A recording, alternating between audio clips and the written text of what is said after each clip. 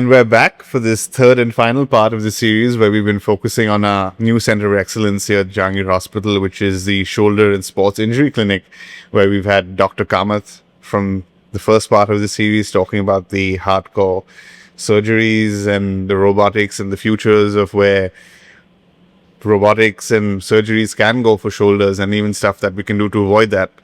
The second part, we had Dr. Radhika Patil join, and we had a very interesting conversation about the rehab, the prehab, all the stuff that goes for recovery, the stuff that people underestimate, overestimate. So it was a lovely conversation that we had. And now for this third final part, we're going to be talking about, with Radhika, get into a little bit more of the softer side of stuff that perhaps we didn't cover in the last two episodes. So here we are for the third and final part of the series. Thank you, Radhika, for hanging on. I know it's been fun and we can keep doing this. So appreciate that you're here again for this third part where we can talk about some of the softer sides that we haven't really spoken about before. Thank you. It's a pleasure to be here again. So let's dive straight into it, because we know we talked about a lot of shoulder stuff and falls, or rather not falls, actually I want to talk about falls, but a lot of preventive stuff and things like that. We'll get to falls in a bit, but the one aspect that we were talking about right before we started shooting this on screen is that there's an angle of lifestyle that's coming, with social media, of people pushing certain kind of wellnesses, of movement, nutrition and stuff like that for the younger generation. How do you think that's impacting people that actually come to you on a day-to-day basis? Are you seeing a positive influence, negative influence? Are you seeing a particular trend? Just basically, is social media playing a part in what you're seeing? Well, what I would like to say here is that when the youth or the younger generation is actually interested already in their health, that's when they start looking at certain trendy things on social media. So for those who are not interested, those things barely ever pop up. But for those who do, then I think it throws up a lot of wonderful stuff on healthy recipes or ways of exercising, and so many different trends that are going on right now. So I would say it has a positive influence, but at the same time, I think someone should be around to validate all that.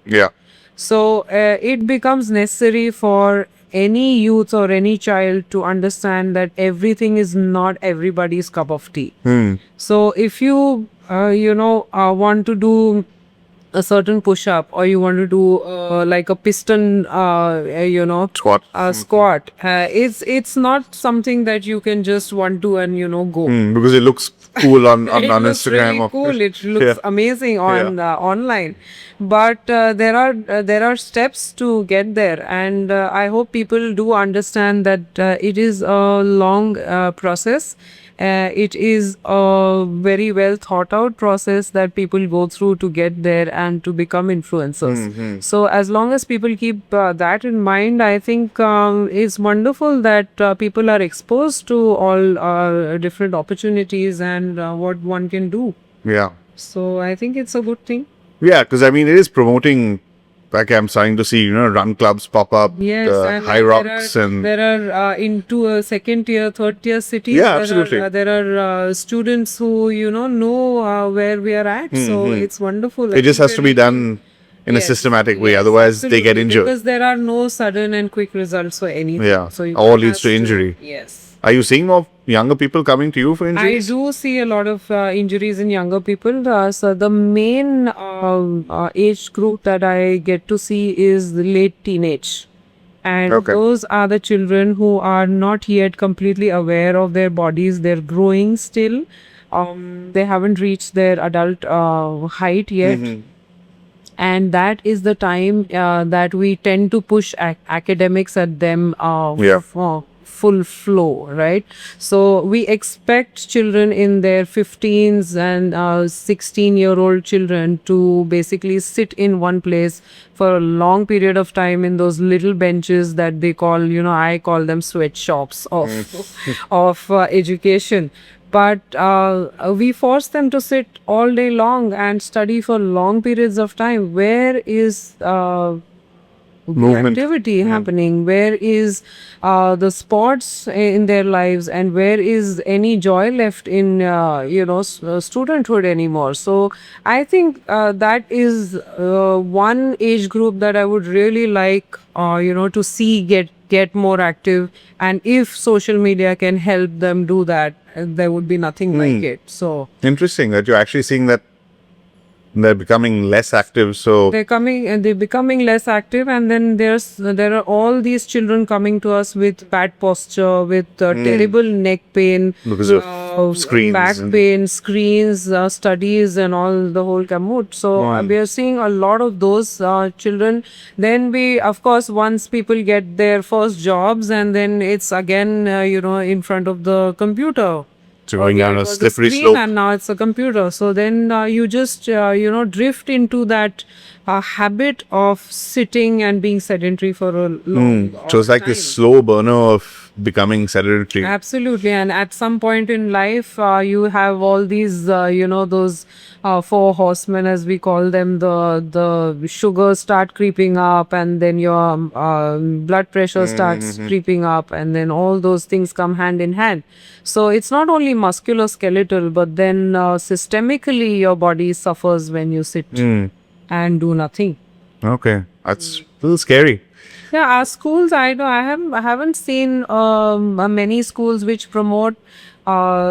I've seen schools where who have games periods twice in a week, 2 times in a week for 45 minutes each. Yeah. So it's nearly not enough at all for good health. Well, it sounds all dire, so to speak, but say I'm a 30-year-old. I wish I was a 30-year-old again, but Don't we all? yeah, exactly. Say I was living this kind of lifestyle or going towards this kind of lifestyle that you're talking about. You don't realize you're just becoming sedentary and leading to potentially big issues in the future. Or forget 30, say even if I'm 40 or 50 and I've got to the point where it's like, oh, this is just me now. Can I do something about it? Of course, I mean there is no age at which you could not start. So I've had even 90-year-olds, getting fitter, but there is no age that you need to be starting. So it's never you too can't late. start, yeah. It's never too late. It's always positive when you start moving more, and it's always better for your body if you start exercising just a little more than what you were used to. So what would you recommend for someone who just literally can't do that? It's like, I just can't do this. So anything that would give you even a little pleasure. You go out walking with your spouse and you spend like 10-15 minutes just chatting to that person while you moved all the time. Even that would do it. Going for a swim in the warmer months, listening to music while you move. It doesn't have to be a gym, but if the gym does it for you, so be it. Yeah. Because I think it always helps to involve other people to, if you are a social person, Right. you would like to meet your friends and do something together.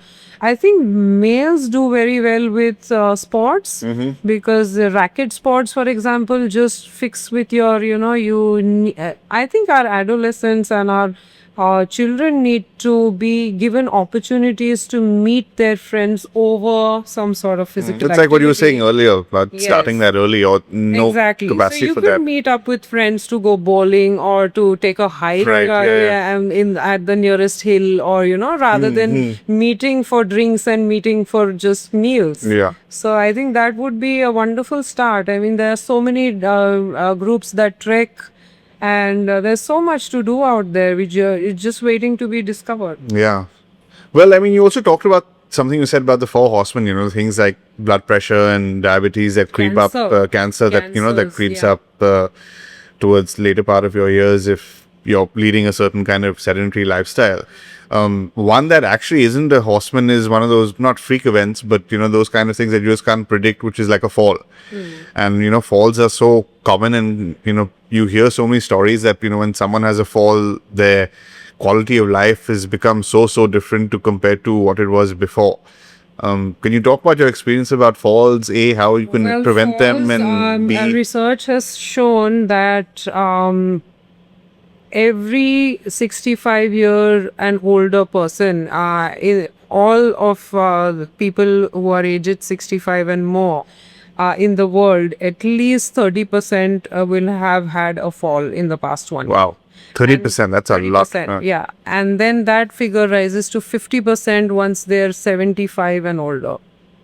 So it is extremely common, and of those, 1 in 10 people will have an injury, and some of the major life-changing injuries are hip fractures. For example, people have very commonly wrist fractures, and that debilitates them so much because it's an extremely painful fracture to have.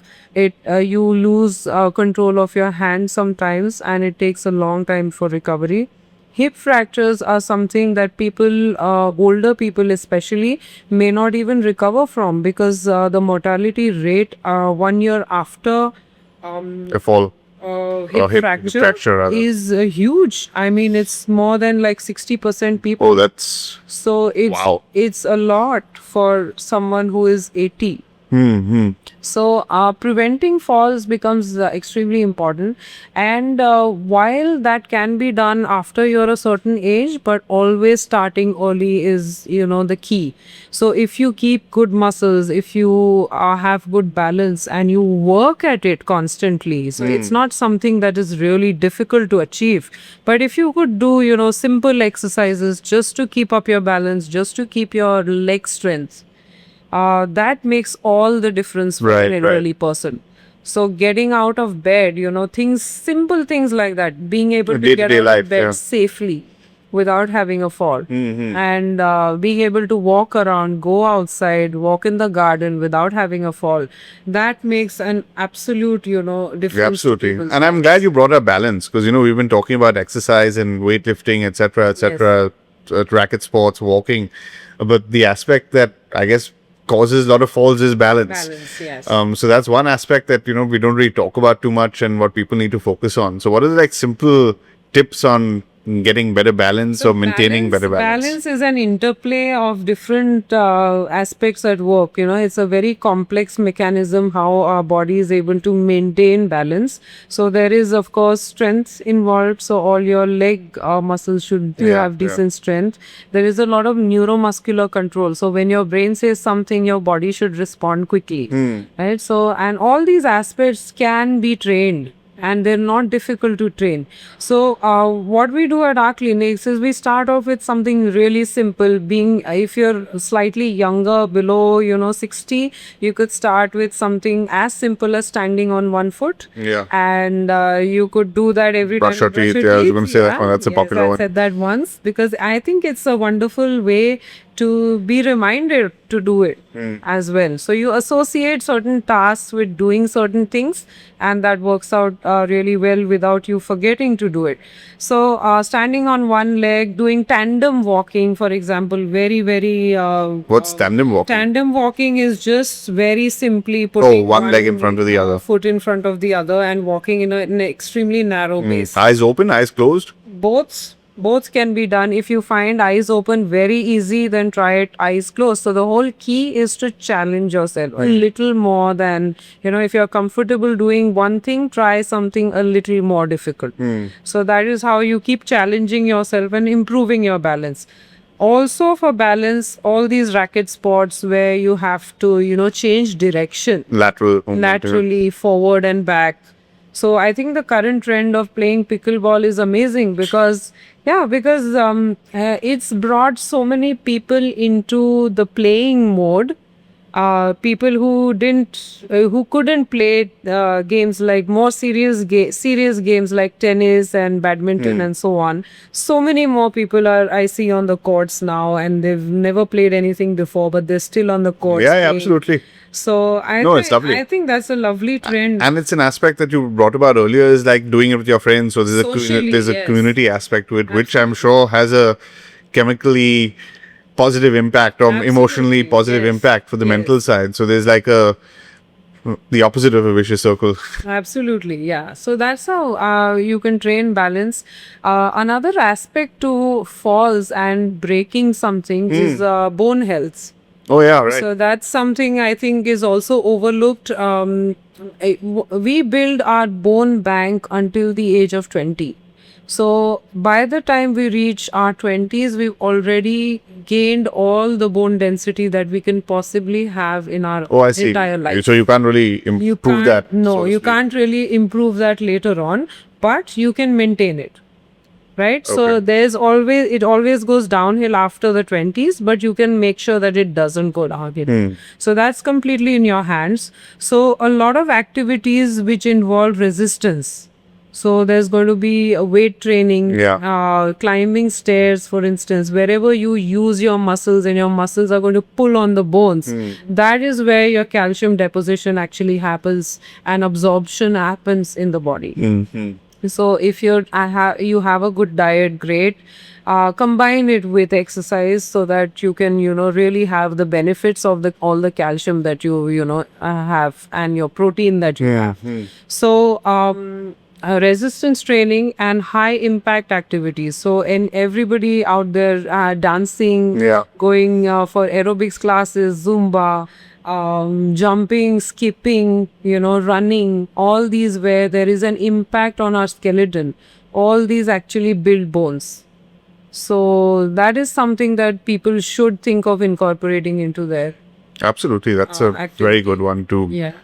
I mean, well, you've been doing this for many, many years now, and everyone who's come through your doors has always said that Radhika's got the magical hands. So, any stories or impactful stories that stay with you that not keep you up at night, but keep you going, so to speak, like, yeah, this is why I do what I do. Oh well, I think, I mean, just the fact that we're dealing with people all the time. Each one has a story to tell.